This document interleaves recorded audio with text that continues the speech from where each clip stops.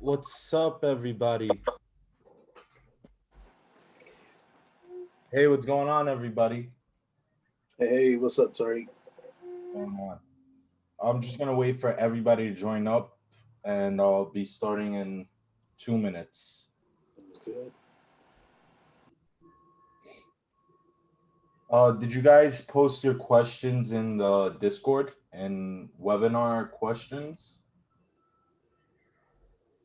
Yeah, I did. I have something on the H, inverse H, and Okay, webinar questions. Awesome. Okay.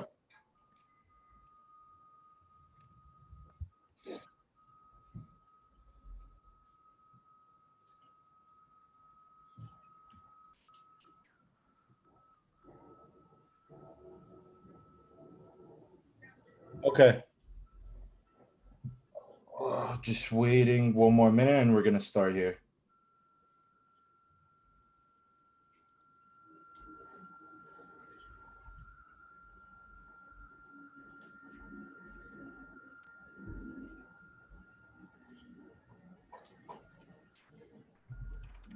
Okay. So, how to know if it's a good idea to get in at a higher day break level? Today, BA broke 170 with volume, but ran out of gas and sold off hard. Is it pure price action? I got in at the break of 170 for a scalp and sold for a loss. This was 9:30. This was in September. I'm gonna go over that. BA. Let's take a look.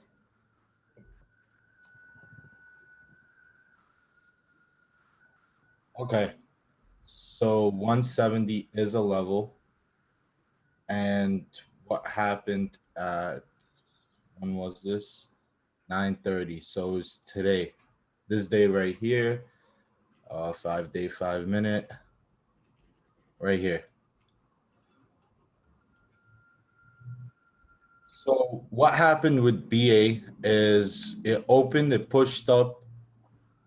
There was volume for the first half an hour. So at 10 a.m., usually a lot of things either tend to reverse or just consolidate or pull back until it finally picks direction. So this was around that 10 a.m. mark. This is why I don't take trades from 9:55 to 10:05. That 10-minute gap has a lot of news. And instead of basically gambling, or not gambling, but just having lower probability plays, just wait for the news to come out and trade after.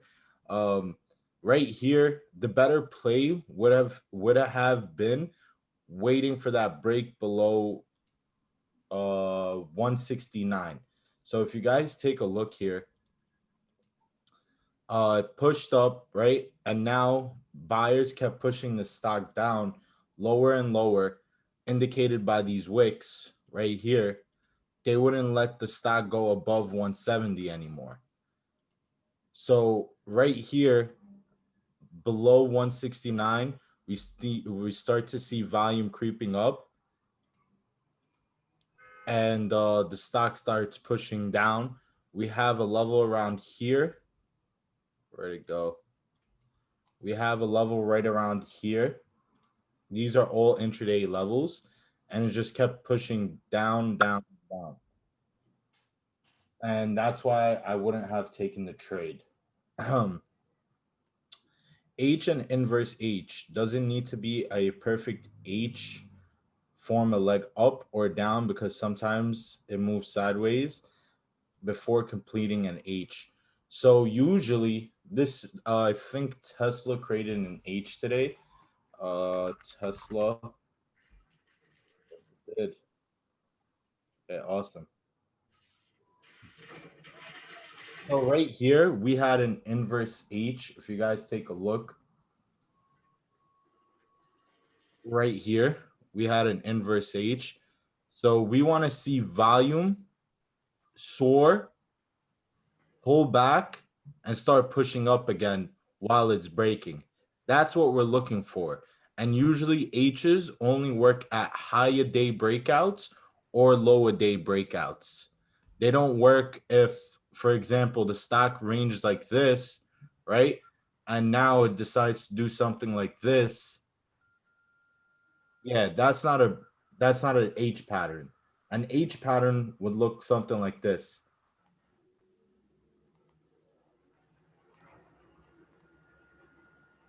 And the break of that would have been a nice H. Are you guys with me so far?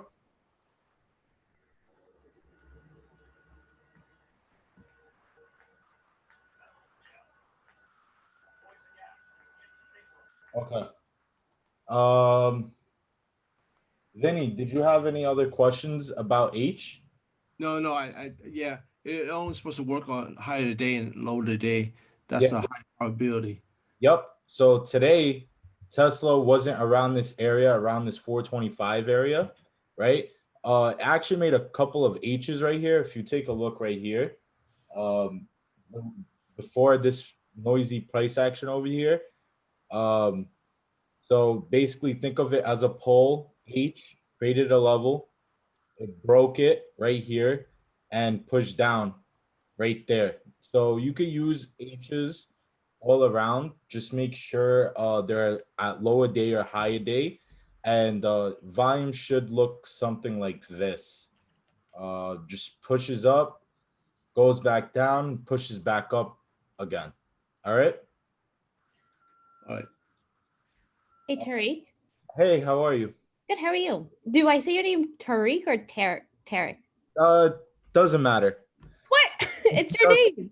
Yeah, just call me Tariq. That's it. Tariq. Okay. Just a question about that H. Can you just put it on the 1 minute for the one that you gave about the high of day H? Okay. Just letting you know, patterns do not work on 1 minute. I know. I guess my question is, I'm having like a really hard time knowing when to actually get in, right? Okay. And for like a situation like this, I would be looking at probably at the 1, 3, and 5 minute. But You look at the 3-minute candles. I started to. Okay. I took the options class this weekend, and Mitch really likes it, so I'm just trying it out. Okay, that's no worries because the more time that candle has, the more information it gives you. Right. Right here is probably where I would have entered. So this is this inverse H, right? So we're looking at pure price action, right? We sold off. That was based on SPY. It wasn't do anything to Elon tweeting something or it was just SPY selling off. So this pulled it back and it created there we go. Let me pull up Tesla. Just give me 1 second. Tesla. Beautiful. Let me get the 5 minute. So this is what we're looking at, right? We made a high day at 425.2. And then when it finally pulled back to that area, this candle right here indicates that it looks something like this when it opened, right? For the Right. first 30 seconds. Then it pushed up and looked something like this, right? But when it finally closed, it closed somewhere above the level like that. If you see that, right? So Yeah. sellers brought it down, buyers brought it back up. So what you're looking, this shows that nobody's in control. As soon as it popped above this on the 1 minute, I would have looking to gotten in right there. The candle was looking somewhere around there. So this is healthy. So you guys see how it pulled back to 425. That's good. It's retesting that level. So sometimes when it does this, I like adding either shares or contracts, depending on what you're trading. Adding there once it holds, and you guys see how it made a nice move up. You don't always have to get in on the first break. You could easily wait until retest the level to get in or add, or you could get in on the first break if you're very confident on the play. You're just looking on aggression. You're looking for wicks to be pushed up above that level, if that makes sense. It does. I mean, I have two questions like on, I guess around 12:20 something, like when the first green candle breaks that level. I feel like that's a crap This ton of one? volume, right? So I feel like I would have been like, oh, look at all the volume I'm getting in. Okay. So what happens is the best thing, even though it's easier said than done, right? There's way too many green candles. So you know this is a level that I drew on the hourly, and it has to take a break somewhere around here before making the next leg up. You don't Right. want to rush into a trade. You want to see it taking a break. So this right here indicates that it was taking a break above the level. So it gives you a higher probability of it pushing higher. Okay. I mean, yeah, that makes sense. And let's say that I had gotten into that second, like when the H broke. Yeah. Normally, what happens is I get all excited, but then it starts pulling back, even though I know that that's healthy. Yeah. But because my premiums like take a hit, then as soon as I'm positive, I'll get out, and then the move happens. So that's more of a patience thing that you could just develop by trading one contract at a time. And every premium reacts different to the underlying. The underlying is the stock itself. So just practice and practice. You're going to get more experienced with the contracts. Um, and you shouldn't be shaken out by this. So, for example, if we know that 425 should be our stop, I would make 424 our stop. And we know that our next level is 430, right? So let's just say 430 is right here. We're risking $1 for potentially $5 in profit. I would definitely take that trade any time of the day because we're only risking $1 to potentially make $5. So this was a good trade right here. Say we got in right here, we're risking what, maybe $1.30. But the reward is still there. You don't want to have your stop loss right at 525 because what market makers like to do is imagine this candle right here had a wick that looks something like this. So this is what market makers like to do is have wicks like this, right? And they flush all the people with weak hands. And you don't want to be the person with weak hands and they get out and it continues to move higher. Right. It's just that I mean, I'm currently working on that, but my issue is never getting shaken out and then losing all my money. Okay. So now I'm like trying to act proactively cut my losses. But like today I cut my losses on Nvidia, and then as soon as I cut, because it was like I had lost so much money, then it like goes back up. So it's just frustrating. So size down. You're uncomfortable. So what it sounds like you're uncomfortable with the amount that you're losing. There's a video that I posted up that I posted in the past webinars.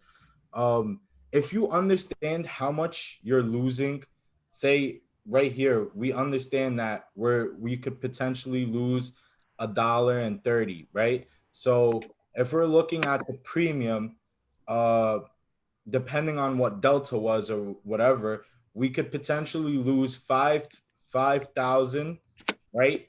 Not 5,000, 500 to potentially make 2,500, right? If you understand that you're gonna lose 500 before you even take the trade, you're gonna be a lot more comfortable being in that trade because you already understand the loss. You're gonna have a better understanding of your emotions because you're already committed.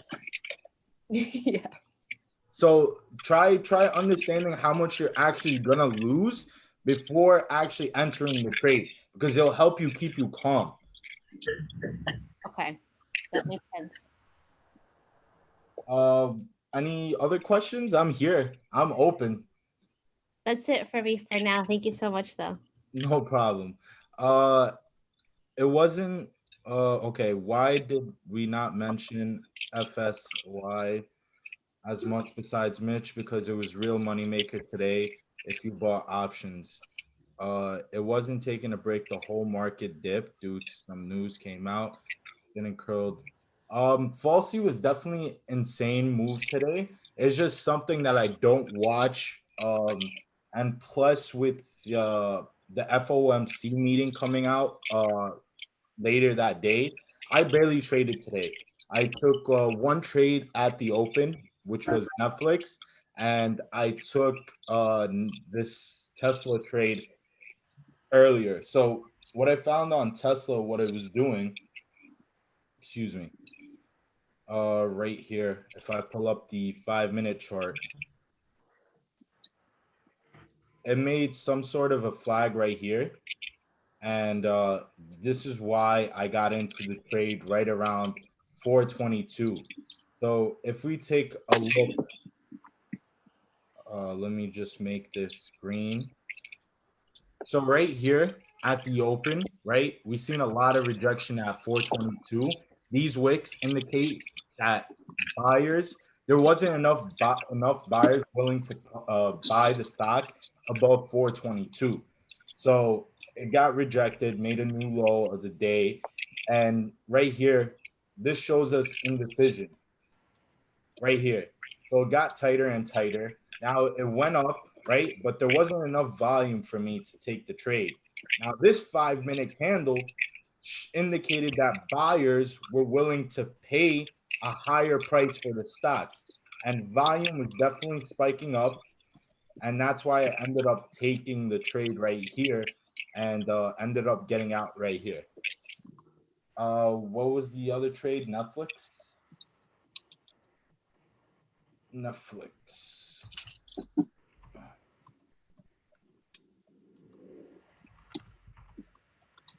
Awesome. Okay. Netflix. Let me see what time I entered the trade.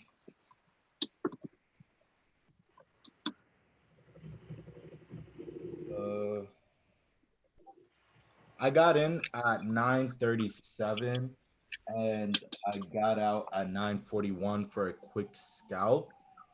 9:37 was right here. So I got in at this pullback right here on the 5-minute. The reason is usually the premiums got crushed. So what happened here is this is how premiums move, especially when it's going heavy in one direction. So if the stock is pushing up like this, your premium will get jacked up and go over here. And then when it reverses, the stock goes down like this, the premium gets crushed even further because we were going in strength in one direction. So I got in somewhere around here. I felt comfortable taking that trade. And when did I get out? Where was it? 9:37 was right here. Where was the trade?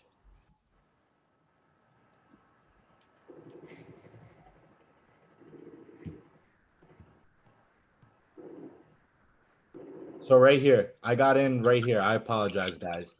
I got in somewhere right around here and I exited somewhere at the top of like 528, 529, just for a quick scalp. So what happened on the 1-minute chart, since we're looking at it, it came down, rejected. Buyers picked it back up. It was struggling with 525 for a little bit until volume picked back up and people were willing to pay a higher price for it. And I exited somewhere around there. Where is it? 5. So I entered right here on this candle right here, and I exited right on this candle right here for a quick scalp. Those are the only two trades that I took. Today was not very. I didn't find it a very good day to trade, at least for my style of trading. I'm gonna go over Folsey because that was definitely a great play. Uh,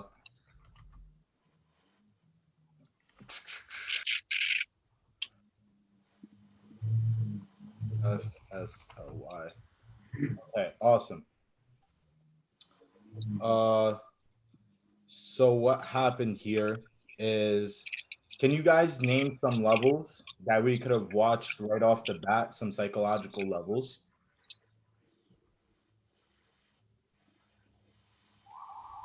You guys could type it in the chat. 116 and like 112 ish. Okay, 116. Awesome. So 116 was definitely a level. Any other levels that you guys see? 113 ish. 113. All right. 113 was definitely a level. Okay. Also 110. If you guys take a look at 110, there's definitely a level there, right? What else did we have?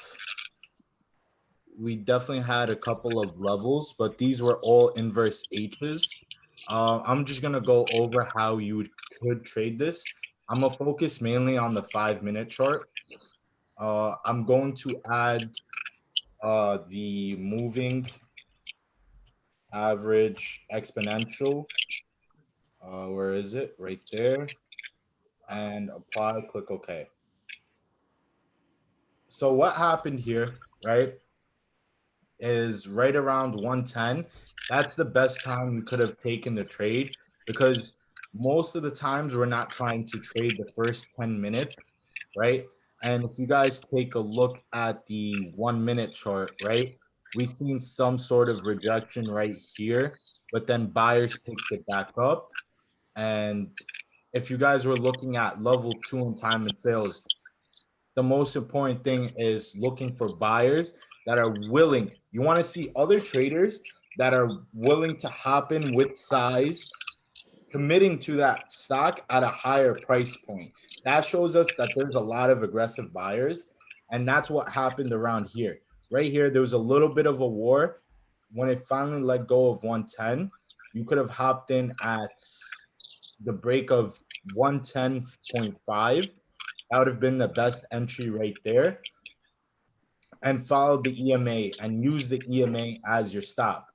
So obviously this 113 wasn't there, and this 116 wasn't identified yet, until it pulled back and used your EMA. Once it started fiddling around with your EMA, you could have taken some off. Um, but now that gives us a level of rejection that buyers weren't able to buy the stock above 116 anymore until later on in the day. So there was even a better play if you guys were patient enough, right? At the end of the day, what happened is EMA picked back up, right? We had some sort of rejection right around 118, and we broke 116 with volume. This was 2 trades that were amazing. This would have ruined your premiums. This is why I wouldn't have, like, I would have probably exited somewhere around 114 for a falsie if you got in around 110, because this would have just killed your premium and you don't know where the stock is heading yet. And yeah, now back to the second trade. Once it broke the this 116 level with the 5-minute with increased volume, uh it pushed up. So just telling right off the bat, this stock usually has a level every $2. So if I were to draw a level every $2, there would definitely be some sort of rejection, if you guys could see right now. um right here tells another story on who's winning the war. So as the stock pushes up, keep treating it as a new trade. So right here, I would have taken some off on this rejection right here. Buyers pulled this back, pushed it back up when the 5-minute candle closed. So buyers weren't willing to let go. Same thing over here until volume finally started coming in and pushed up the stock even higher. How do you prevent giving back your gains on the same stock? I find myself giving my green back, looking for a re-entry right after exiting. Just take a break, man. You don't have to keep, you have to fall back and see the trade as a new trade. Keep, excuse me, uh, just keep, what you call it, treat it as a new trade and don't rush it because you're going to have missing pieces of information. So if you made like 50 bucks, don't get greedy. Just take a step back, see why the stock will continue heading. Look at level 2, look at time and sales, and don't treat it how you treated it the first time. How to, okay, right here. How to know if it's a good idea to get in at the trade at the open. Do you watch the tape level 2 or whatever? Can you show an example of level 2 and active trader? I'm focusing on 1 or 2 charts now for major focus. Okay. Price action, the first 10 minutes is very, very messy. Yeah, I do use level 2 and time and sales. I'll be posting the videos again. I'll just mention them in the Discord before I leave. But you're chancing it at the open. It's not high probability. There's a 80% chance that it's more likely to go against you than go in your favor. So I don't recommend it. But like if you're very confident and you want to get in at the open, just keep looking at the tape. You want to see a lot of size being printed on the tape at a higher price point, and you want to see the bid keep stepping up and the ask keep stepping up with less size on the ask and more size on the bid.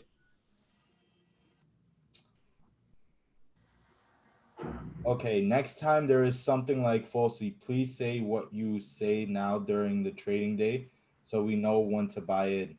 Say like volume stepping in on the breakout, something like that. I usually like I focus. So Falsey had a big day. I usually don't trade it. I don't understand the personality of the stock, so I'm not gonna risk my money. I understand Netflix, Tesla. If they do have big days like those, I'll definitely call them out with you guys. I'll even be on live stream with you guys if Tesla does have a big day. It just I didn't trade Falsey, so I don't know the personality of the stock. If I'm not experienced with that stock, I'd rather not trade it. It's simple as that. All right, guys. Any more questions? We got okay. I'm gonna go to the coffee shop for the tip off. You know? I'm going to the coffee shop and come back. Any more questions, guys? All right, going once, going twice. All right, guys. I'll see you next week. Take care, everybody.